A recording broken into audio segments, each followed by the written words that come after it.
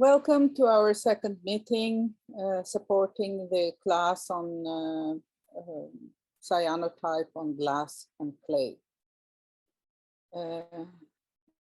I especially welcome the new members and the ones who joined in after we have started. It's always possible to join in because all the materials are in the group. So you just have to work. You just have to find the materials and go through the posts patiently from the very start.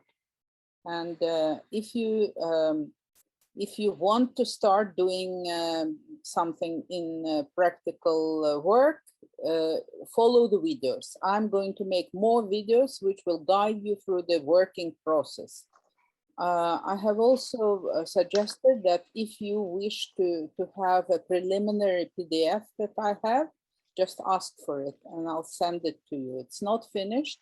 You will get the book by the end of March, which will be well organized and illustrated and so on. And it will be better to use that than to use a lot of new loose files that I'm still working on.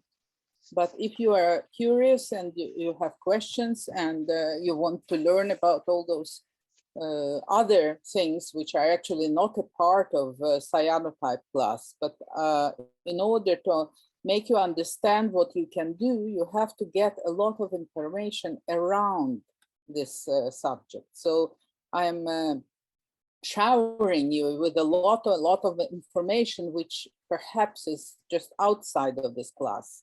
But you don't have to learn everything. You just have to start somewhere.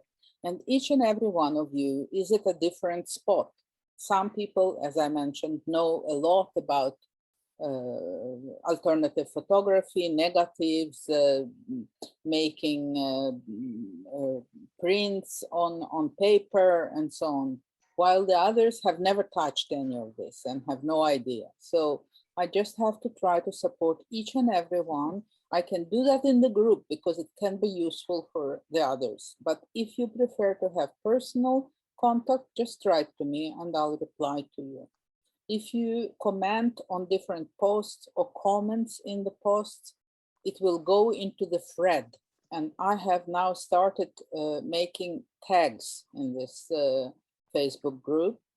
Now, I don't know how long we are going to have this Facebook group because some of you might have heard that there is a problem with Facebook in general, and European Facebook and Instagram might go away from us. So I'll have to find a solution to that. But I find the private groups very useful because we are there forever and we can use it for a long time ahead. So let's just cross our fingers and pray for Facebook to survive this storm and so that we can use the group. But Facebook is kind of changing, so they're changing features, they're doing all kinds of silly things and so on and so on.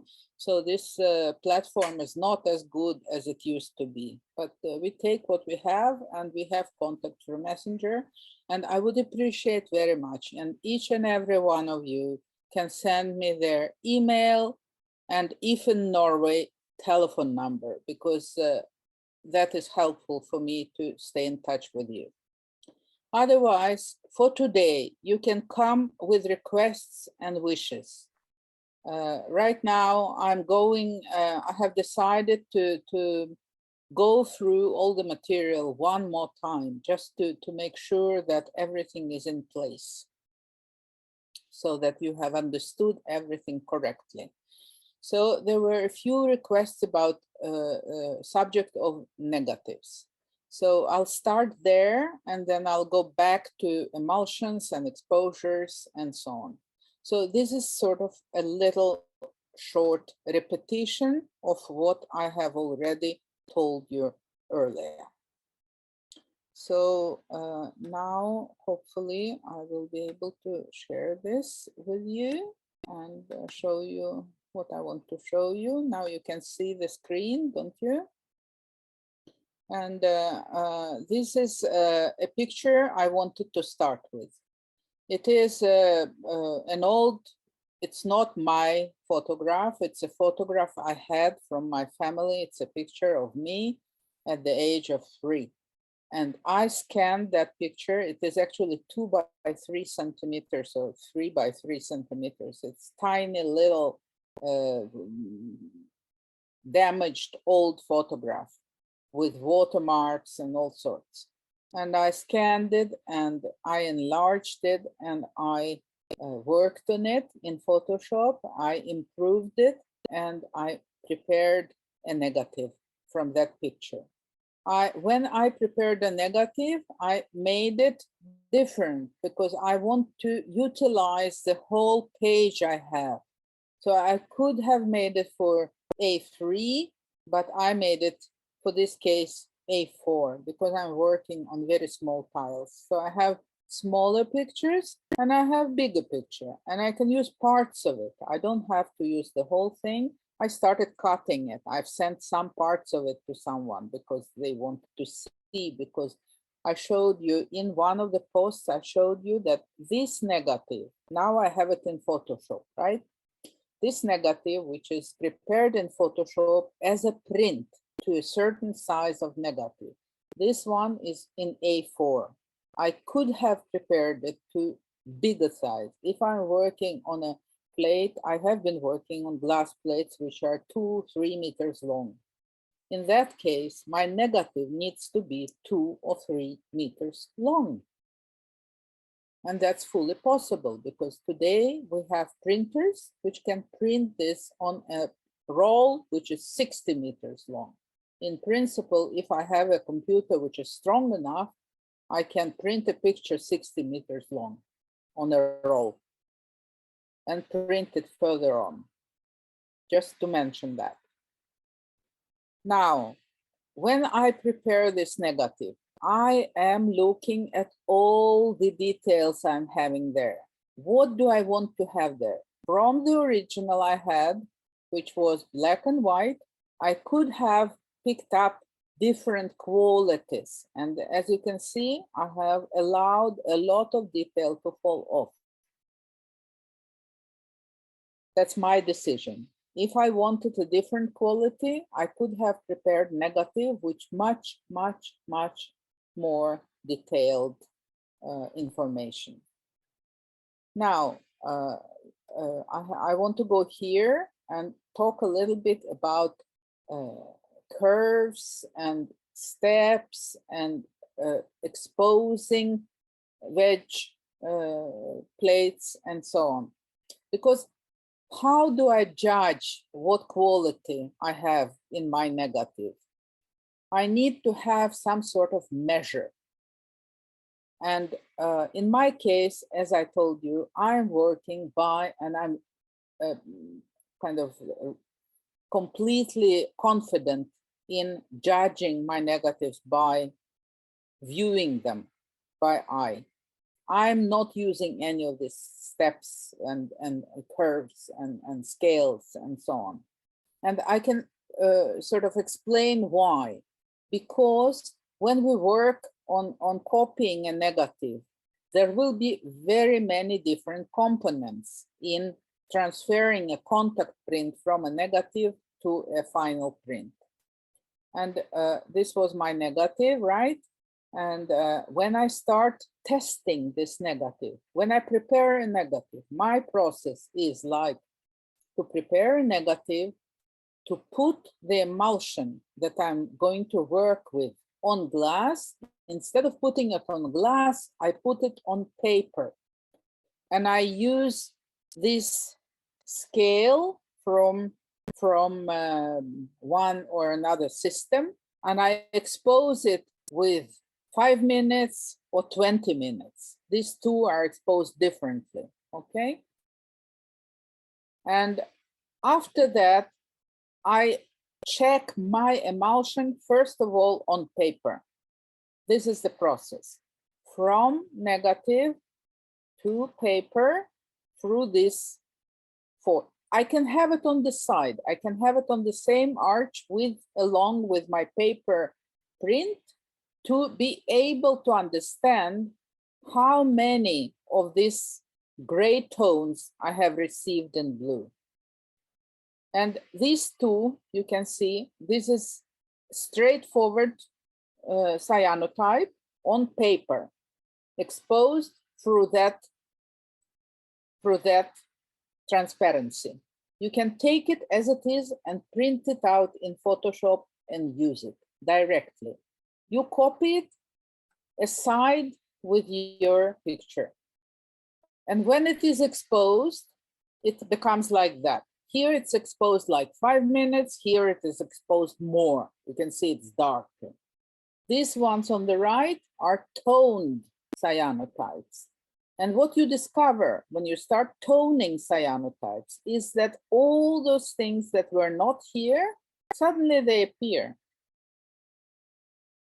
So this is hidden information inside your emulsion, which will come forward later on if you manipulate your print. That is the reason why I'm saying it's impossible. It's basically impossible to use this form as a blind guide and say, okay, I have this and I have this and this and this, so I'm fine. But suddenly when you get here, all of a sudden you discover that your picture is not having all those tones. And the reason for that is, for example, that your tile has been coated 2 weeks ago. And after you've coated it and exposed the first time, you've got entirely different print than what you are going to get after 2 weeks. Because everything changes. We have many variables and all the variables are changing. So basically, you will need to use your intuition and your kind of experience. You will get some experience with time, which will guide you through how to use all these useful tools. But basically, it is you who decides how the result is going to be. And now I want to mention one thing, and that is, this is a test with a cyanotype added gelatin, which finally went onto glass plate, right?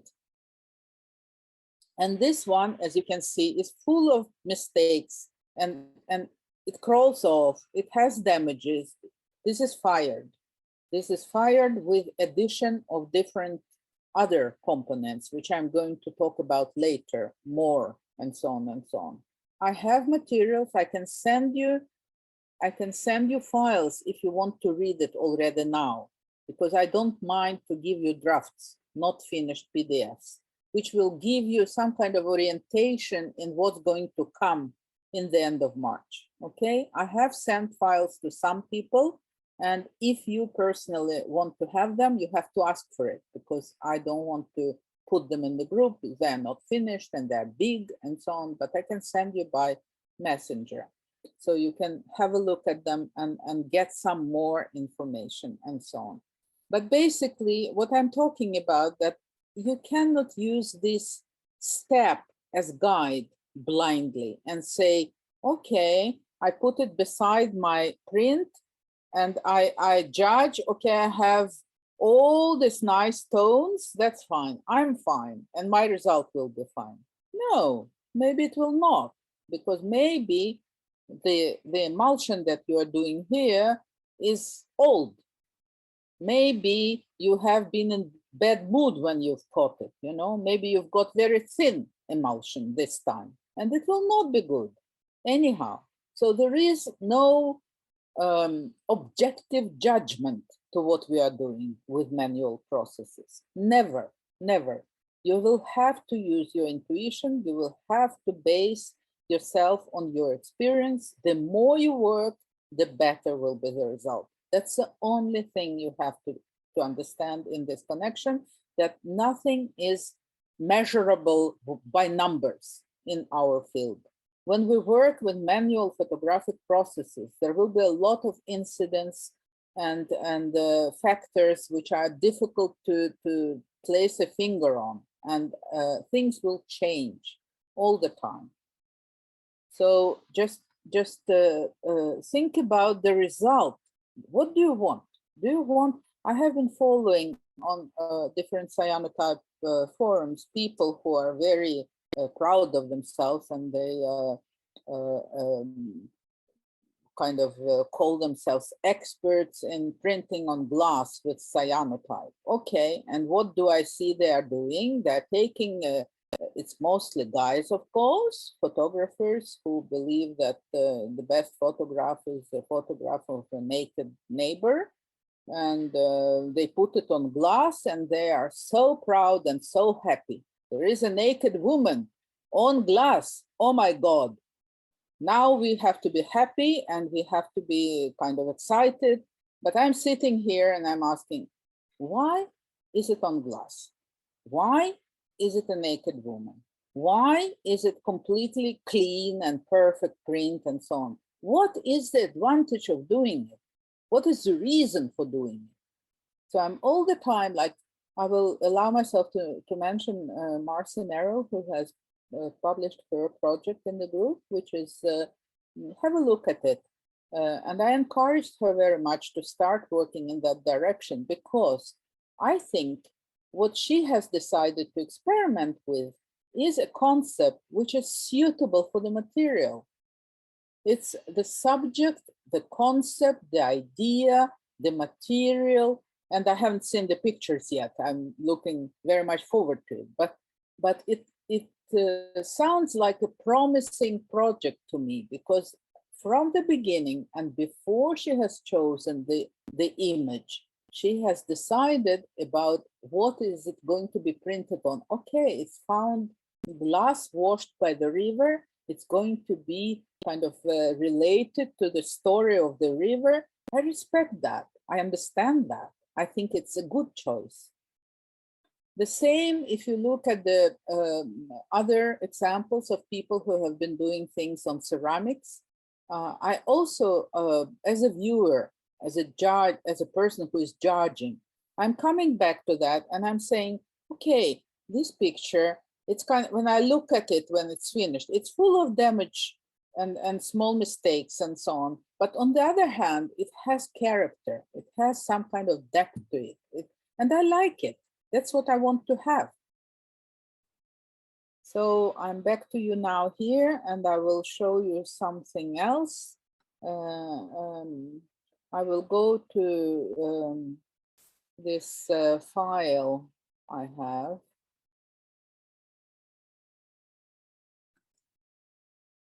Now you can see a Word file, right? And in this file, I will go through because now I'm talking about negatives. First, you have to decide what you are doing. You have to have a clear vision of what you are going to get. Do you want a naked woman on a glass plate? Or do you want a project which has meaning, which has some kind of concept, which has some kind of purpose and so on? And what kind of negative do you need in order to achieve that expression?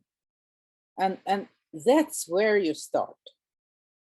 Now, in this document, which I can send to you, I have been giving you all kinds of things, and I am talking about negatives. So I offered you a workflow for the negatives, which is going like 1, 2, 3, 8, 10.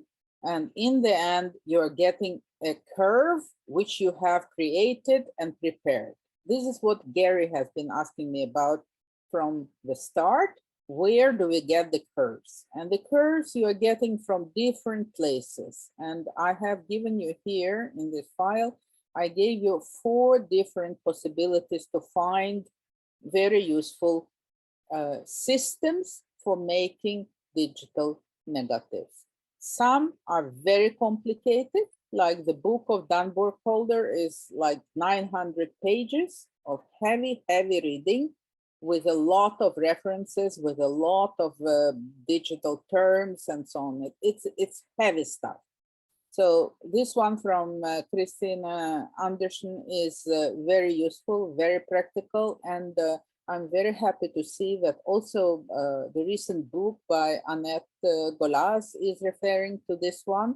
Of course, they are friends, so that's additional kind of privilege to use that. But it's an easy and useful book, and I recommend you to use that one too. Now, Mark Nelson has also instruction free on his side, which you can have a look at. I am not using his system at all. I'm using, if I recommend my students to do something with the curves, I am selling Peter Mhar's system, which I have offered you. I hope he forgives me for stealing his step wedge, because it's actually free online. You can get it from there, or you can get it from me, so I don't feel like a very bad criminal. But his system is called Easy Digital Negatives, and it's easy. It's really easy to prepare, but I recommend that you prepare your own curve and you put it into this system here, like I have listed up here for you.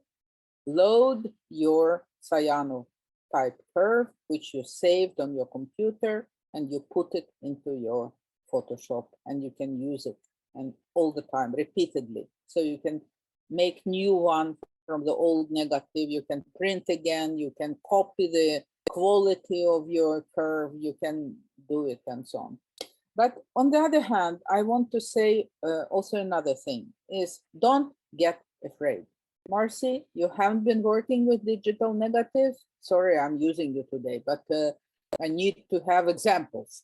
So you are on the near the board today. But the thing is that if you don't feel like using digital negatives, so don't.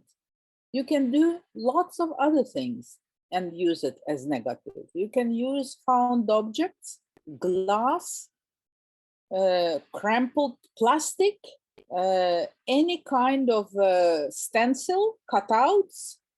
You can draw on semi-transparent materials. You can pour inks. You can use oil colors. You can use nearly anything as a negative. And of course, you can use all the botanicals, all the plants, all the straws, whatever you find. And that's good enough to start with, to experiment with cyanotype on glass and ceramics, because you need to judge the results. So what you are doing is very important in regard to how it will be, if you are able to judge the result of your exposures. If you are using, I had one person in the group who asked me to help her to make a negative from her original drawings, which were very sophisticated color drawings on paper. And she wanted sort of duplicate these on cyanotype. And I said, of course, I can help you to use this, to scan this, to make it black and white, and to prepare several negatives from it, and you can copy it on glass.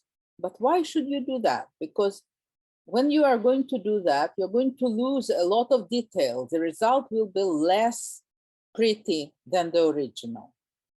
So instead of trying to duplicate, why don't you prepare a new negative directly on plastic or on glass and copy that and make a new work, make a new project, which is kind of not duplicating the old work so that you're just copying and making it less. Because you have to remember one thing, we're working with analog process.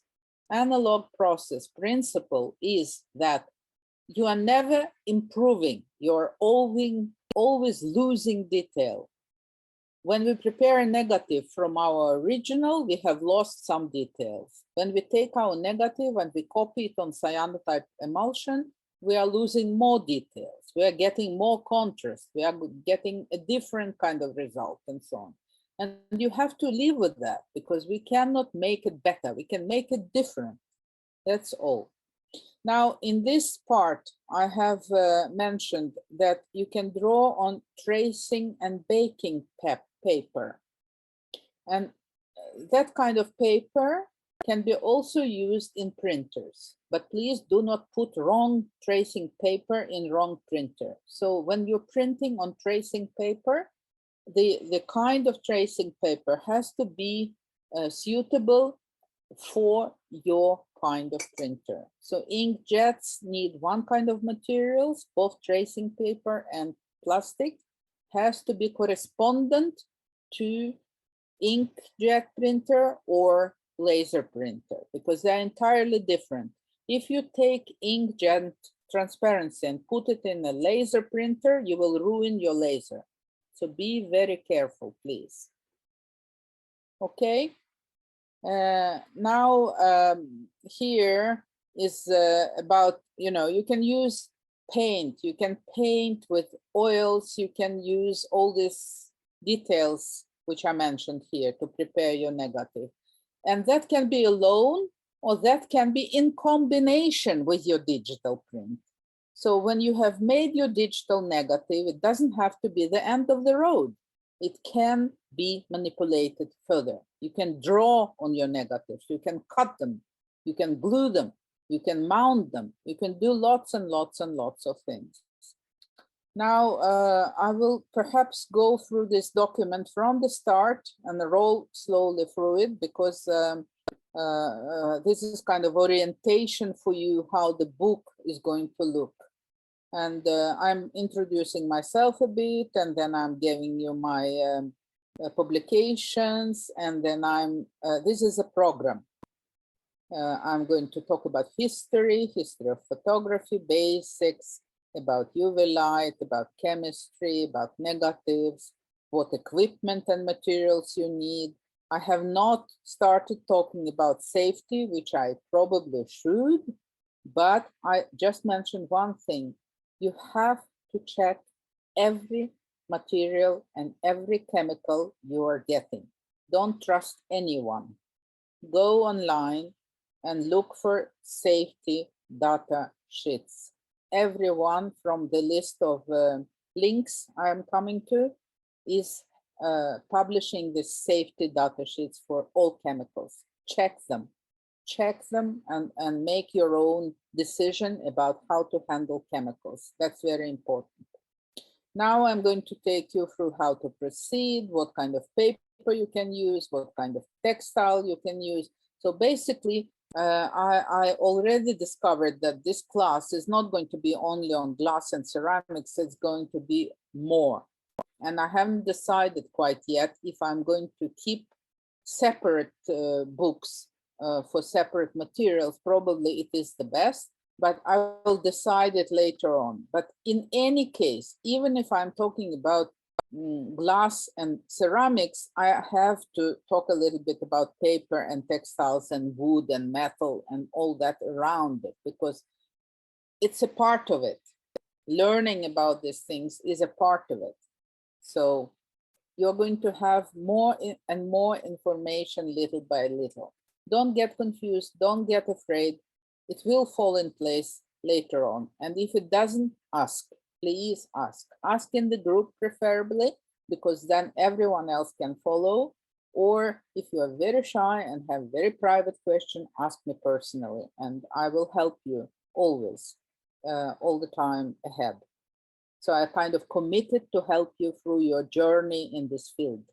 Anytime you will be able to ask me questions and I will be happy to help you. Now, this is a program for the ebook, and I have started preparing. I have not made the spelling controls and so on, but I'm not shy, and as you have perhaps noticed. So I'm going to be able to send you the drafts, and it doesn't matter that the color is written wrong or whatever. You can still understand the text. We are all, not all, some of us are speaking broken English, and that is not the purpose of this class. The purpose is to teach you about processes and how to proceed with your projects. So here it's a bit about history of photography in general, because everything is connected. I'm all the time telling you that, okay, you've decided to do cyanotypes, but I'm going to ask you, why cyanotypes? Why are you doing cyanotypes? There are maybe 10 or 20 other processes. Why have you chosen this one? Okay, you want to start here? Okay, but maybe in the end you will be doing something else.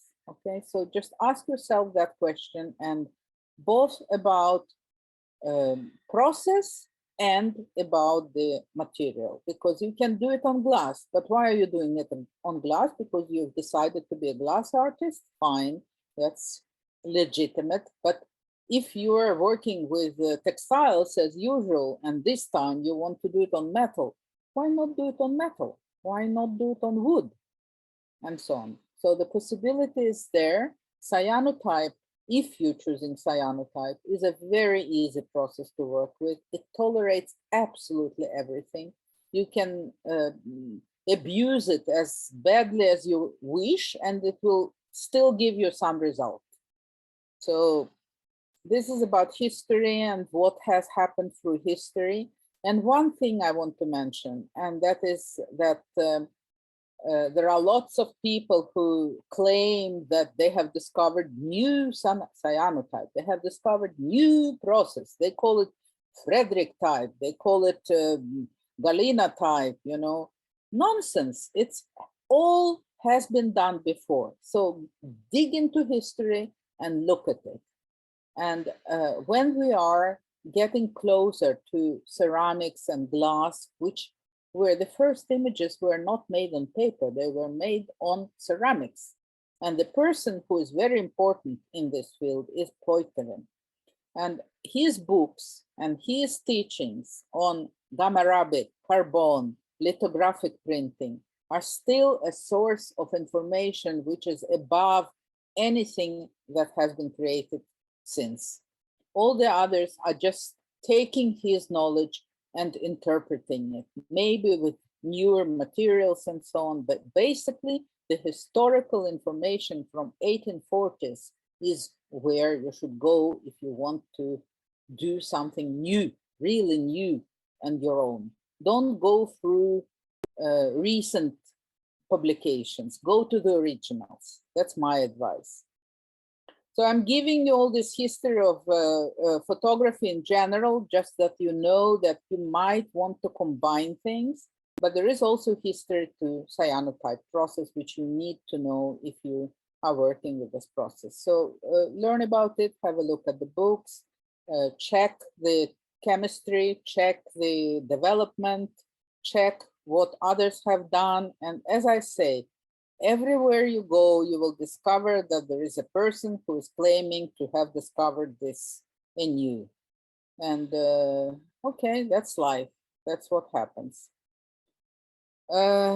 Now, later, I'm going to give you the information about how to get yourselves organized. And I can't say it enough times, but well-organized working space with UV light and frames and everything you need in order to print will save you a lot of time. So here I'm showing you my mistakes and how my mistakes has led me to new places. Like, for example, this very thick, very expensive glass plate I have been using for a long time. Suddenly it broke because I took the bulb too close. And it broke in such a beautiful way. My God, I could have never done it by purpose, okay? And ever since, I'm using this broken pieces of glass as a part of my project, okay? So when you're working with something and something goes wrong, don't throw it away right away. Keep it for a while. Look at it again. Think about it. Maybe the mistake can be your guide for the rest of your life, you know? So I have also this exposure unit, which I've made myself. It is very simple. It's a black box, basically, with a glass plate inside and a lock in where the tubes are under there.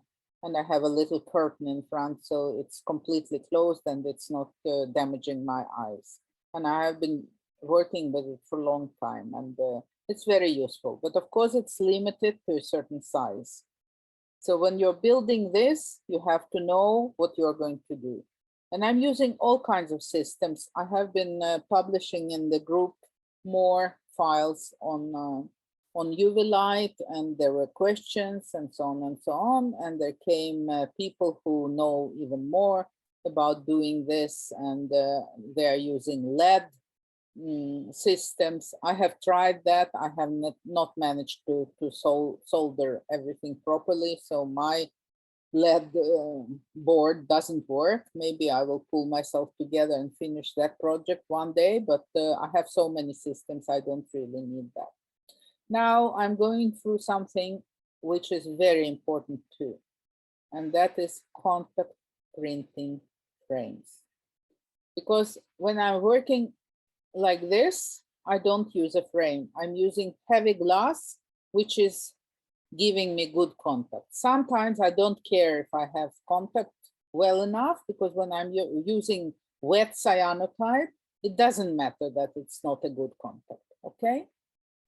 But there are very good types of contact printing frames. And I have listed up some options for registering multiple layers, because if you're going to print several times from the same or from different negatives, you have to register these frames together. And here is a system from a friend of mine from Britain, Peter Frederick, who has been selling this fantastic opposite vacuum frames. Instead of creating vacuum between the negative and the paper in order to get a very tight contact, he has decided to glue a sheet of rubber on a wooden board and mount these two simple devices. And then he puts holes through negative together with the paper. And then he gets these holes here, which allow him to register the negative on the paper several times, because he can see the hole and the edges of the hole, even if the paper has shrunk. Do you understand? And instead of creating vacuum here, he's pumping in air by a simple pump. And that's a system frame that he constructed himself. If you are not a handyman and you don't have one beside and you just want to buy one, here are lists and links to different places where you can buy very different sizes of frames. Here you have the ones, very small ones, but with vacuum systems, which are just kind of pulling out the air, the opposite from what he is doing. And here are very small ones, which are perfect for tests. Now back to what I've been mentioning earlier, it's exposures and what your exposures are dependent upon. They are dependent on 6 factors, and you have to think about all these 6 components when you're preparing your work. I'm not going to go through each and every moment in this 60 pages document, but that is available as PDF already now, and I'm making version 3, 4, and so on of it later on, and you will get it in form of a book finally by the end of March. But if you want to have it, ask me for it. Here is misspelled cyanotype with enlarger or a projector. Gary, you've been asking about that. There are YouTubes about this. Have a look at that. I'm going to come back to this and take it up again. I'm not the only one who has a method for working on glass. If you want to try a different system, I just want to explain.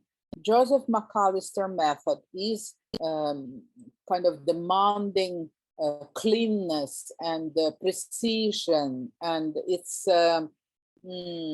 based on sterile water. He's preoccupied with getting very, very exact image on glass. So have a look at that. Maybe that's what you want to use rather than my methods. My methods are more arriving from artistic kind of activity, not duplicating exact negative details on glass.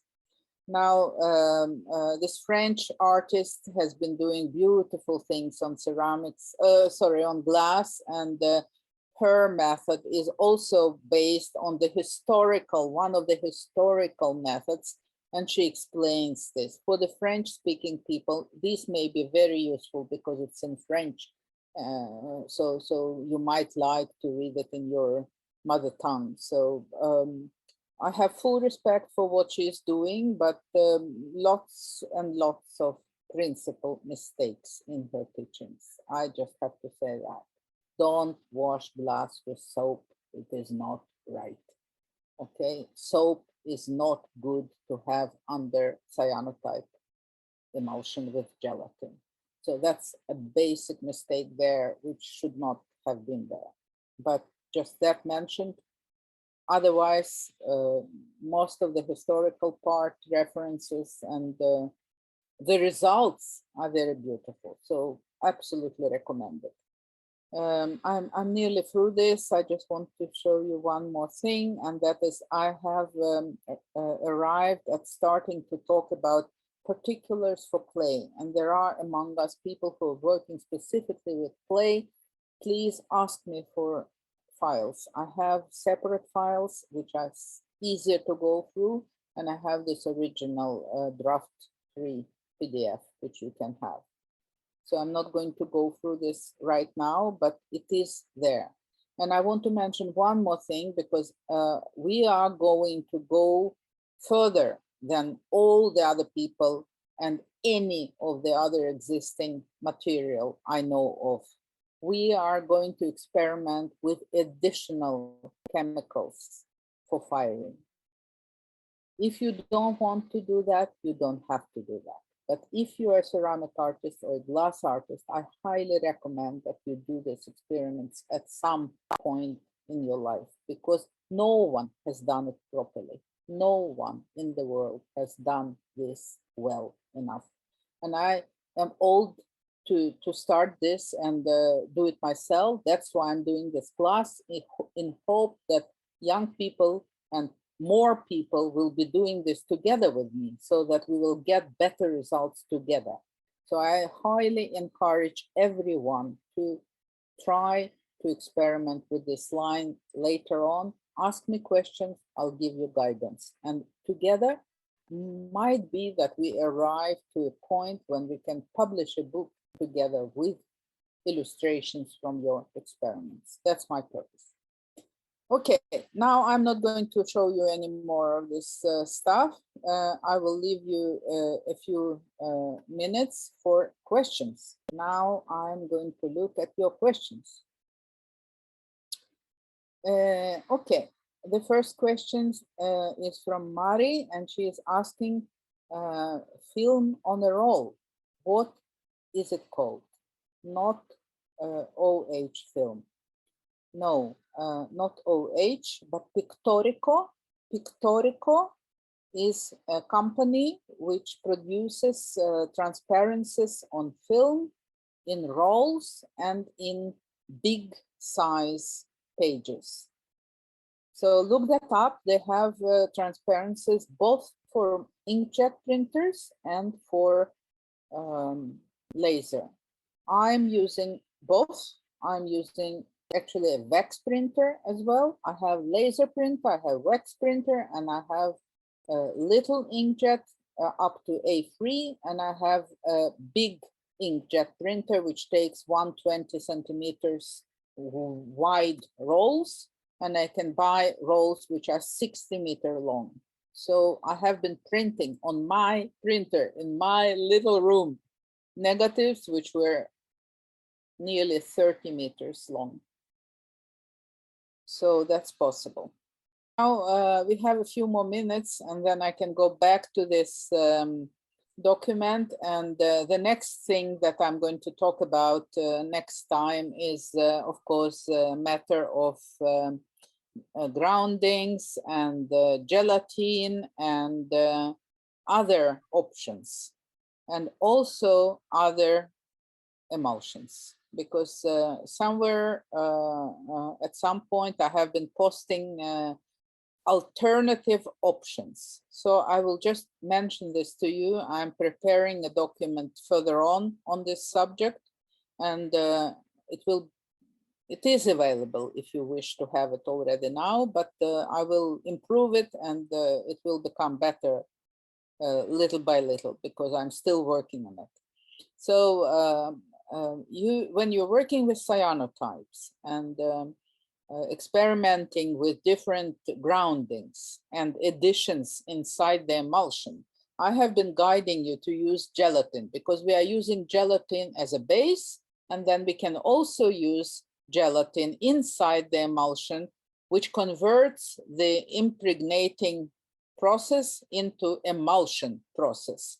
It means that our emulsion, cyanotype emulsion, is lying as a separate layer over the grounding of hardened gelatin.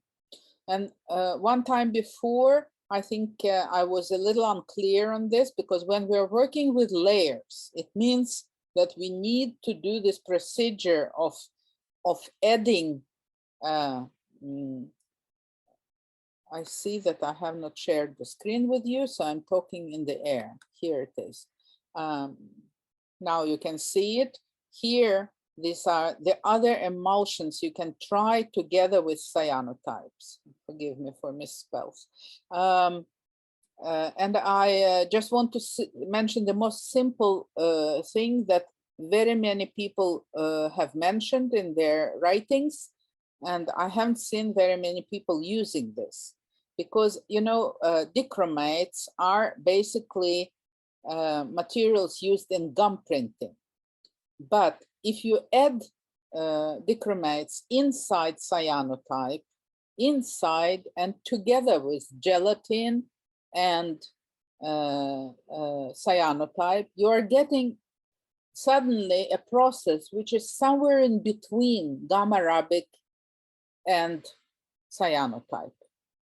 So gelatin can bring us to a new process. And if you're just using dichromated gelatin, here you have a recipe for something which can be used with ceramic and glass pigments and stains. And it's called dusting on, or dichromated gelatin. You can use dichromated gelatin or dichromated gum or dichromated starch or dichromated glue or dichromated whatsoever, or silk screen emulsion, and you can bring it to be a process that you are going to work with on glass or ceramics. But this is, again, this is just opening your eyes and giving you guidance into other directions. This is not a part of this class, but I want you to know that you can do that, because otherwise, you know, you have no perspective. So in this document, which I'm going to publish in the end, you are going to have guidance towards other processes. There will be more and more and more things. And I feel like I have to give you gum and I have to give you dichromated gelatin, because these things are so close to what we are doing that you need to know about it, because otherwise I'm misguiding you in a way. If I just keep you very close to cyanotype only, you will never discover ecogum or photopolymer. It is as simple as you can buy silk screen emulsion for textiles, and you can use it for adding inside ceramic or glass colorants, and you can burn it, and it will give you colors. And that's basically a process which is coming from many years back. I see that there might be more questions. Yes, Hector is asking, for unglazed ceramics, do you ground first the tile with gelatin and then the emulsion, as per your video with cyanotype and gelatin? Very good question. I haven't got so far yet. I'm going to prepare a video for you with how to coat unglazed ceramic tiles. They can be bisque fired, or they can be fired high, like porcelain temperatures. So I'll come back to this next time. I can send you more materials, Hector, by messenger. Okay. Next question, Gary. A friend of mine who is an architect can print large format negatives on laser. Wonderful. Why not? Do that. How to store coated glass. The main thing about drying glass with gelatin or gelatin with emulsion is that when you put it to dry, while it's wet, it has to be leveled or it will run off. So you can decide if you want to work with this leveled or you want to work with this vertically. If you work vertically, you have to use very thin emulsion and coat many times. That will give you the best grounding level. I talked about it last time. I will make a video and I will show you about coating on unglazed ceramics. On glass, I suggest that you go and have a look at this guy from India who has made this project, which is very similar to the one I've been working with layered glass plates. And inside his video, he has actually a demonstration of how he's pouring cyanotype on glass. So just go there and have a look. It is in the group. I record every process for learning and practicing on paper.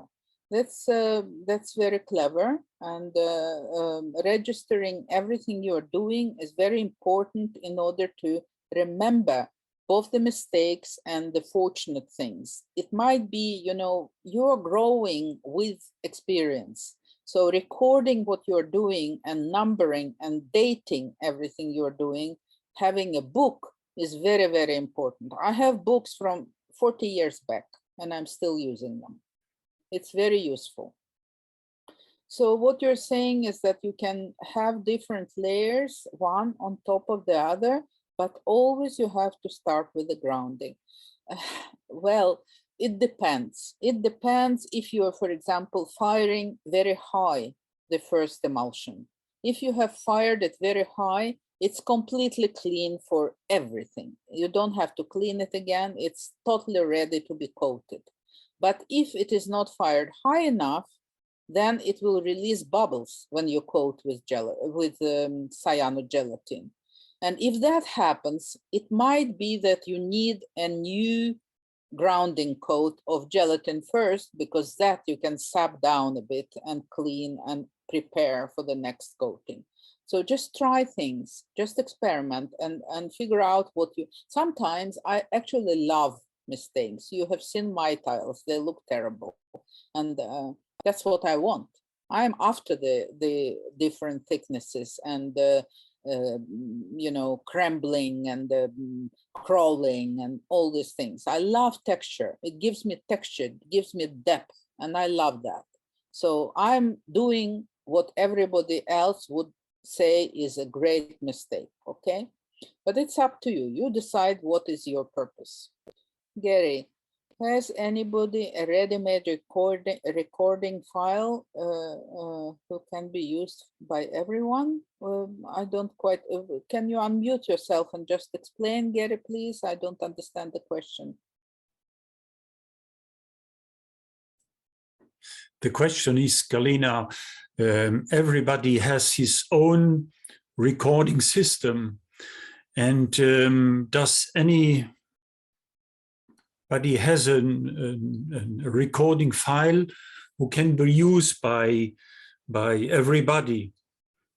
Oh, I think this is a very difficult question. You know, I have, of course, everyone is welcome to share, but I can't force people to share.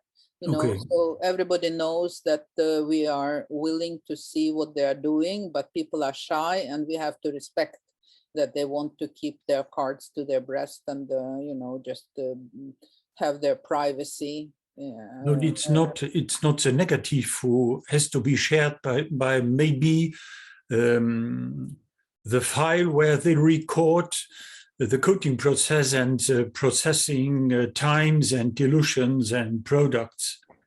Well, I encourage everyone to share, and I encourage everyone to put everything in the group. I really hope that you will get loose. And, you know, we are a little group of people, and it's not open to the whole world. It's open to us. It's not going to be used by anyone else. It's not going to be published in the books or whatever. It's just for our intern purposes. But I can't force anyone to expose themselves. If they wish to share, they will share. If they don't, they don't. And people have a lot of things to do. So, I mean, everyone is doing what they decide to do. This is, as I said, even though I grew up in a totalitarian country, I'm trying to avoid being a totalitarian person. So we'll see how it goes. In any case, I really encourage you to start experimenting and reading and noting any questions you might have. If you are totally overwhelmed with the amount of information, because it's a lot of new information and it takes time to understand it, it takes time to absorb, it takes time to kind of decide how your attitude is towards the information I'm presenting.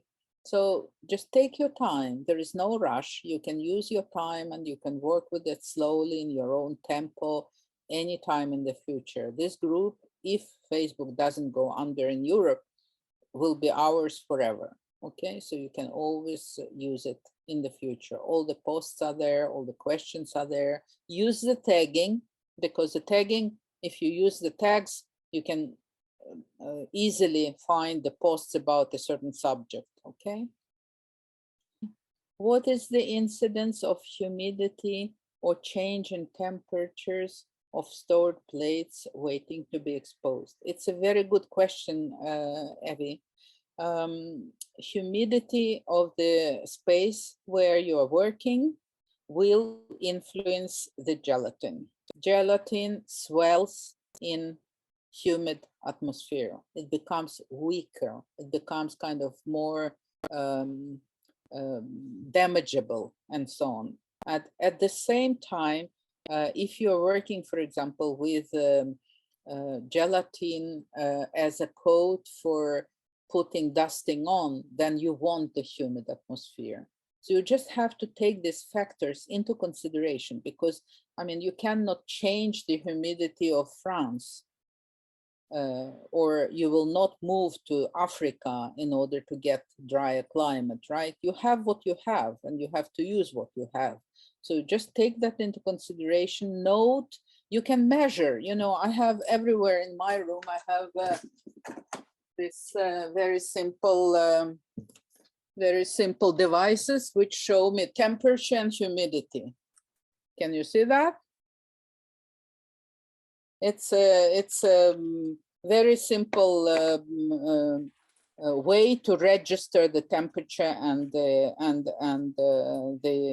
humidity. And when you note, when Gerrit, back to your question, when you make your recording, as he said, what he meant by that is the notes. The notes you make.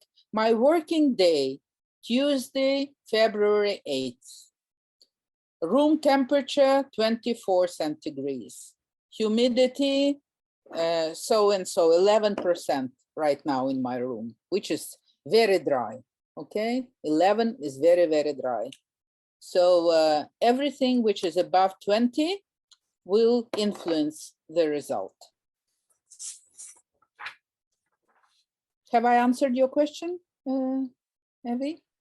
Yes, but partially, because my question is during the period of being stored. Well, it will. When I it understand. changes, it will only become fragile to scratches, fragile to bubbles. You know, if it's very, very humid in the room, the gelatin might bubble up. So only in that respect. So, But so not to worry in the intermediate period, if I understand correct. absolutely. Okay. No problem, no problem. Mhm. And sometimes, you know, if you dried your plates horizontally and leveled and even and so on, after you're done with that, you can store them vertically, which actually helps against damages. And I usually store them. How should I show that? If that's my, if this is my plate coated with gelatin, I have gelatin on this side, right? I have dried it in leveled position like that.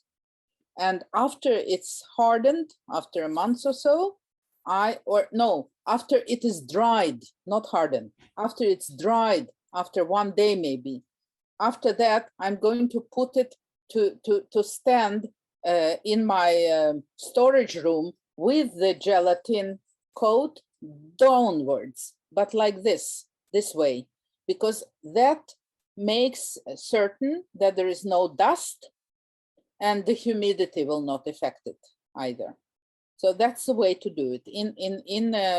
In a cupboard, you can make a, you know, storage unit where you can put your glass plates like that, and then they can be there for months, no problem. I have plates which I have my working process, my working flow is such that I decide, for example, okay, I'm going to make a big project with I need maybe 3 good big glass plates. So I have to prepare 20 to have enough to work with, because maybe 3 will be good. So I take time in my studio, I clean everything, because you have to, no dust at all. Dust is the worst enemy for gelatin, okay? So when I'm coating my glass, it's completely dust free, and I have an exhaust system, which is kind of pulling out the dust from the room. Sometimes I put just a vacuum cleaner the opposite way, you know, it's pulling the dust from the air in the room. Very simple devices, really. You don't have to make a special investment into this one. But when I have a period working with coating glass, I have to be completely dust-free. And then I coat 20 plates and I let them rest horizontally. They become hard enough to handle. And then I carry them to storage and I store them like I have shown. And they can be forgotten there for several months, maybe half a year. And then I just have noted somewhere, these are coated, gelatin coated glass plates, because otherwise you can't see that. Gelatin is transparent, you can't find it, you know. So you have to mark on which side you have coated, and you have make a note in your calendar with a bell saying that you have glass plates ready. And then you can start working with other things and other procedures. Was that okay? Yes, thank you. And to take it one step further, so this is the gelatin part. But when we do the cyanotype emulsion, the same question about humidity, does that affect it? Absolutely, it does. It does. In the same way as it does with gelatin coating. Exactly the same problem. And exactly the same procedure as such. Okay. Also, the gelatin cyanotype mixture can be diluted to a very thin coat. And the more coats you're making, the better the coating will be. And how long do we wait in between each coating? I don't wait. I just let it dry and I coat further. You will see that. You will, when you start working with this, you will get it into your fingers. You will register how long time you need, because it depends on your temperature, and depends on your humidity. It depends on your working conditions and so on and so on. So after you start working, you will see, because if you pour gelatin cyanotype mixture onto pre-coated grounded with gelatin plate, and it is not hardened enough, it will just pull it off. It will fall off. If you wait enough and you have it in your hands, you know, you will be able to do beautiful coatings very quickly. It's not a problem. And if you go to Alan, her site, you will see that she doesn't use any grounding at all. She is using only. Yes, I know her. I know her, but she used. I mean, just for the. She used to do very small plates. She Very has small. now. She has now started doing bigger, but she does very small plates normally. I know. Yeah. But basically, I have also seen that there are people who are working with cyanotype on glass in big sizes in the same manner as one is working with dry plate gelatin process. So I will be coming back to that and guide you to read about classic gelatin plates on glass, because, you know, in the beginning of photography, and that's why I'm giving you some information about history of photography. In the beginning, when they were working with negatives, they were making negatives on glass with silver gelatin on glass. And that's basically exactly what we want. Only we are not using gelatin, silver gelatin, we are using cyanogelatin. But it's basically coating. In regard to coating and layering and, you know, how to do that, it's all the information is there from 1840s, you know, so we can go back to that and pick up all the information. I'm putting all that in the book. So you just be patient with me and don't get angry with me, because I know that I am giving you a lot of new things which might make your head spin, but just be patient. I promise in the end, you will be happy. Okay. Thank you. Okay, so have a nice week, everyone. See you next week and write to me. Bye. Bye.